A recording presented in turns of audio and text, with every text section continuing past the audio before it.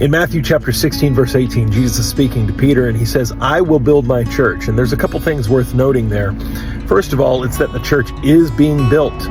It's not something that is completely finished and completed at the time that Jesus is speaking. It is still being built up into and through this day. It will be built until the very return of Christ Jesus and the eternal state.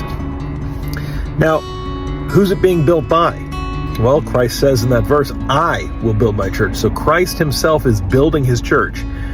And he takes ownership and possession of it by saying, my church. It is his church. Now, certainly, most assuredly, you and I are called to be involved in the building of that church. Ephesians chapter 2 would get further into this church and household structure, that we are the house of God, the church of God that is being built up brick by brick, which is person by person. Of course, 1 Peter chapter 2 will say that we're a holy priesthood. And so that is the residence of this temple, of this building. We are the very stones that are being built upon. But the chief cornerstone, as said in Ephesians 2, is Christ himself. The apostles and being the foundation that is laid upon that chief cornerstone, and then we all come from there.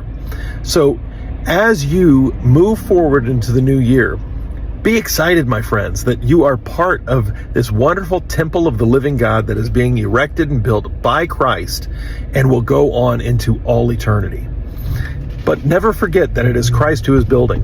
You can lead people to Christ. They can see Christ in you and be led to him through you. But it is Christ who builds his church, and only Christ who maintains and sustains it from here until eternity.